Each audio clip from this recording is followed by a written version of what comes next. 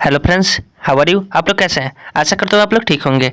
आज हम लोग को देखना है जीव विज्ञान, जिसमें चैप्टर है क्या, जीवों का जनन। ठीक है, ये जो चैप्टर है इसमें से क्वेश्चन पूछा जाता है एग्जाम में। चलिए इसमें केवल ऑब्जेक्टिव देखेंगे। देखिए पहला क्वेश्चन क्या है, जीव जनन क्यों करते हैं। तो पहला इसमें देखिए, अपनी जाति को अस्तित्व बनाए रखने के लिए, अपनी जाति की संख्या में वृद्धि के लिए, अनुवांशिक गुण पीढ़ी दर पीढ़ी पहुंचाने के लिए। इसमें क्या हो जाएगा, सभी हो जाएगा। क्या हो जाएगा, सभी हो जाएगा। अब देखिए उसके बाद क्वेश्चन क्या है, तो उसके बाद जो है लैंगिक जनन के लिए किस प्रकार का कोशिका विभाजन होता है। तो लैंगिक जनन के लिए किस प्रकार की कोशिका विभाजन होता है, तो अर्धसूत्री विभाजन। क्या होता है, अर्धसूत्री विभाजन। उसके बाद देखते हैं हम लोग क्या है। देखिए यहाँ पे क्या है, एक अंडाशय में कितने बीजांड होते हैं। ठीक है, एक अंडाशय में कितने बीजांड होते हैं। तो इसमें जो होता है कितना होता है, तो इसमें हो जाएगा ऑप्शन नंबर डी हो जाएगा। एक भी हो सकता है, अनेक भी हो सकता है, 3 या 4 भी हो सकता है। इसमें क्या हो जाएगा, ऑप्शन नंबर डी बिल्कुल सही है। उसके बाद देखते हैं क्या है, स्त्रियों के मासिक चक्र में एक स्त्रियों के मासिक चक्र में एक परिपक्व अंडा किस दिन अंडाशय से बाहर निकलता है। ठीक है, यानी स्त्रियों के मासिक चक्र में एक परिपक्व अंडा किस दिन अंडाशय से बाहर निकलता है। तो ये जो है ना, इसमें हो जाएगा 14वें दिन। ठीक है, यानी ऑप्शन नंबर सी बिल्कुल सही है। उसके बाद देखते हैं, उसके बाद देखिए क्या है, वृषण कोष तापमान शरीर के सामान्य तापमान से डैश कम होता है। तो ये जो होता है 2 डिग्री सेल्सियस कम होता है। कितना, 2 डिग्री सेल्सियस। अंडाणु निषेचित होता है। ठीक है, अंडाणु जो होता है निषेचित होता है। तो कहाँ निषेचित होता है, अंडाशय से। उसके बाद देखिए क्या है, अंडाणु एवं शुक्राणु में गुणसूत्र की संख्या मादा कोशिका की तुलना में क्या होता है, तो ये अधिक हो जाता है। कितना हो जाता है, अधिक हो जाता है।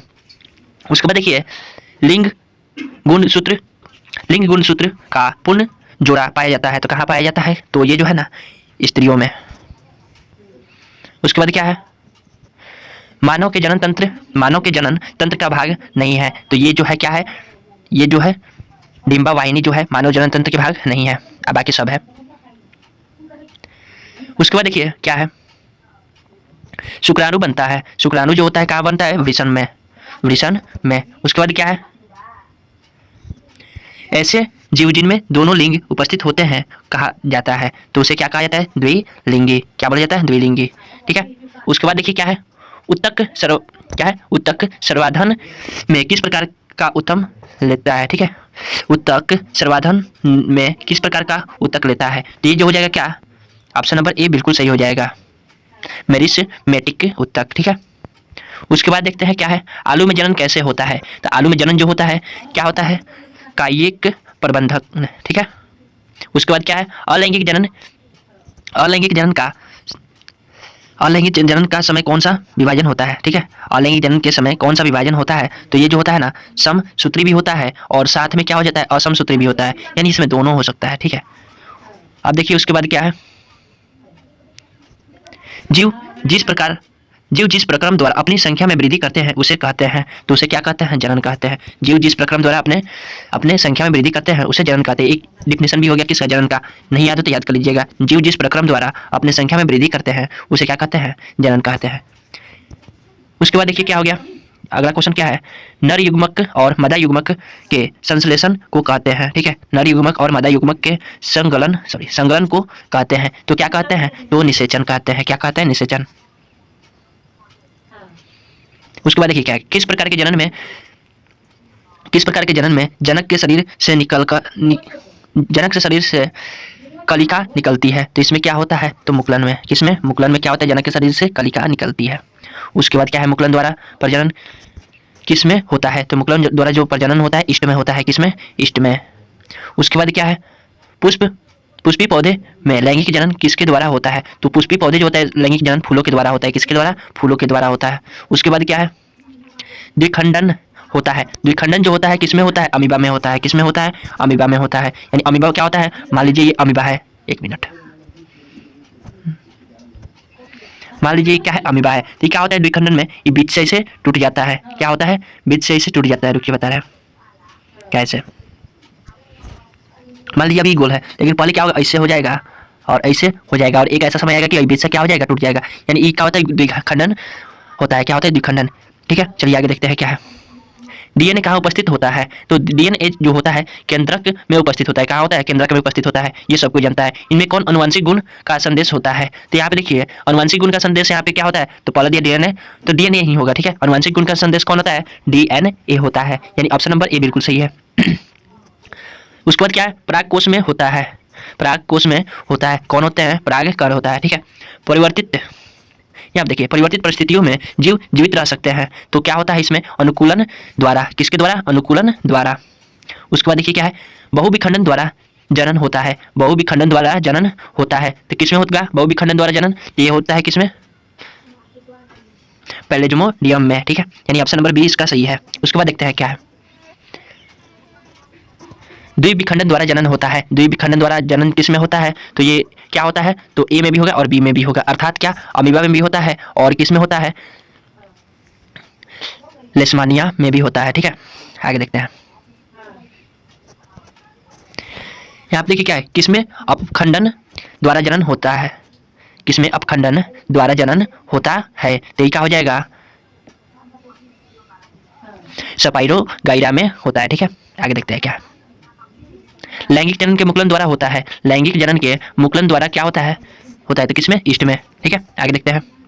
अमीबा में जनन होता है। अमीबा में जनन होता है तो कोशिका विभाजन से। किससे होता है? कोशिका विभाजन से, यानी टूट जाता है कोशिका। ठीक है, आगे देखते हैं क्या है? जिस जीव में नर और मादा जनन अंग दोनों उपस्थित होते हैं उसे क्या कहते हैं? तो क्या कहते हैं? जिसमें नर और मादा दोनों होता है उसे क्या कहते हैं? इसमें सब हो जाएगा। हर्माफ्रोडाइट भी हो जाएगा, द्विलिंगी भी हो जाएगा, उभयलिंगी भी हो जाएगा, यानी इसमें क्या हो जाएगा? सभी हो जाएगा। उसके बाद देखते हैं क्या है? जिनमें नर और मादा लिंग अलग अलग जीव में होते हैं वे कहलाते हैं। तो क्या होता है? ये एक लिंगी होता है। उसके बाद क्या है? उभयलिंगी पुष्प में उपस्थित होता है। उभयलिंगी पुष्प में उपस्थित होता है तो क्या होता है? स्त्री केसर और पुंस केसर दोनों होता है। ठीक है, पुष्प में परागकण कहाँ होता है? तो पुंस केसर में होता है। स्त्री केसर में उपस्थित होता है तो स्त्री केसर में क्या उपस्थित होता है? तो अंडाशय भी होता है, वर्तिका भी होता है और क्या होता है? वर्तिकाग्र भी होता है। ठीक है, यानी इनमें सभी हो जाएगा। उसके बाद क्या है? पुष्प में बीजांड कहाँ उपस्थित होता है? तो पुष्प में जो होता है बीजांड अंडाशय में होता है। उसके बाद क्या है? तो उसके बाद क्या है? यहाँ पे देखिए पुष्प में मदा युग्मक कहाँ उपस्थित होता है? तो पुष्प में मदा युग्मक जो होता है बीजांड में उपस्थित होता है। निषेचन के फलस्वरूप अंडाशय विकसित होता है। तो क्या होता है? निषेचन के फलस्वरूप अंडाशय जो होता है फल में विकसित हो जाता है। उसके बाद देखिए क्या है? पुष्प का कौन सा भाग फल बनता है? तो पुष्प का कौन सा भाग? तो अंडाशय। अभी हम बताए ऊपर वाला क्वेश्चन यही सेम था। निषेचन के बाद बीजांड परिवर्तित होता है। तो निषेचन के बाद जो बीजांड होता है बीज में परिवर्तित हो जाता है। उसके बाद क्या है? नर युग्मक एवं मादा युग्मक के संयोजन से क्या बनता है? तो नर युग्मक और मादा युग्मक के संयोजन से जाइगोट बनता है। उसके बाद क्या है? इनमें कौन अलैंगिक जनन की विधि है? तो क्या होगा? तो बीजाणु जनन भी हो जाएगा, मुकुलन भी हो जाएगा, विखंडन भी हो जाएगा, यानी इनमें क्या हो जाएगा? सभी हो जाएगा। उसके बाद देखिए यहाँ पे ईस्ट में अलैंगिक जनन की विधि को क्या कहते हैं? तो ईस्ट में जो होता है अलैंगिक जनन की विधि को क्या कहते हैं? मुकुलन कहते हैं। हाइड्रा में अलैंगिक जनन की विधि है तो हाइड्रा में जो अलैंगिक जनन की विधि होता है मुकुलन होता है। क्या होता है? मुकुलन। निम्नलिखित जीवों में किसमें अलैंगिक जनन मुकुलन द्वारा होता है? इसमें क्या हो जाएगा? ईस्ट हो जाएगा। उसके बाद देखते हैं निम्नलिखित में कौन लैंगिक जनन संचारित रोग नहीं है? तो ये जो है ना टाइफाइड हो जाएगा। क्या हो जाएगा? टाइफाइड। स्त्रियों में लिंग गुणसूत्र युग्मक होता है। क्या होता है? XX होता है। ठीक है, अब देखिए उसके बाद क्या है? घोंघा किस समुदाय के प्राणी है? तो घोंघा जो होता है मोलस्क होता है। ठीक है, क्या होता है? मोलस्क। उसके बाद क्या है? गर्भपात की सुरक्षित अवधि कितनी है? तो गर्भपात की सुरक्षित अवधि जो होता है 3 महीने के भीतर। ठीक है, उसके बाद क्या है? गर्भपात भ्रूण के किस अवस्था में सुरक्षित माना जाता है? गर्भपात भ्रूण के किस अवस्था में सुरक्षित माना जाता है? तो ये क्या हो जाएगा? ऑप्शन नंबर ए बिल्कुल सही हो जाएगा। किसमें? ब्लास्टुला में। ठीक है, आगे देखते हैं क्या है? नर में बध्यांकरण को क्या कहते हैं? तो ये जो होता है वेलेक्टोमी होता है। क्या होता है? वेलेक्टोमी। उसके बाद क्या है? असुरक्षित संभोग के बाद अंडाणु के निषेचन को रोका जा सकता है। तो किसको कैसे रोका जा सकता है? तो इसका ऑप्शन नंबर डी बिल्कुल सही है। कैसे? तो अनवांटेड 70 से। ठीक है, अनवांटेड 70 से। पुष्प का नर जननांग कहलाता है। तो पुष्प का नर जननांग जो होता है पुंकेसर होता है। निम्नलिखित में से कौन सा जीवाणु जनित रोग नहीं है? ये क्या हो जाएगा? मस्सा हो जाएगा। ठीक है, निम्न में से कौन एक लिंगी पुष्प है? तो ये जो है ना कौन होता है? पपीता का पुष्प जो होता है एक लिंगी होता है। निम्नलिखित में से कौन एक उभयलिंगी जंतु है? उभयलिंगी कौन होता है? केचुआ होता है। कौन एक लिंगी पादप है? तो कौन होता है एक लिंगी पादप? तो सरसों होता है। पुष्प में निषेचन कहाँ होता है? तो पुष्प में निषेचन जो होता है भ्रूण कोश के भीतर होता है। उसके बाद क्या है? सौ परागण निम्नलिखित में किन पौधों में होता है? तो ये जो होता है ना उभयलिंगी में होता है। परागकोश में होते हैं। परागकोश में जो होता है क्या होता है? परागकण होता है। ठीक है, तो ये रहा जीव विज्ञान का कुछ महत्वपूर्ण क्वेश्चन। आशा करता हूँ ये वीडियो अच्छा लगा होगा। अच्छा लगा है तो लाइक सब्सक्राइब तथा शेयर जरूर कीजिएगा। चलिए मिलते हैं नेक्स्ट वीडियो में, तब तक के लिए जय हिंद जय भारत।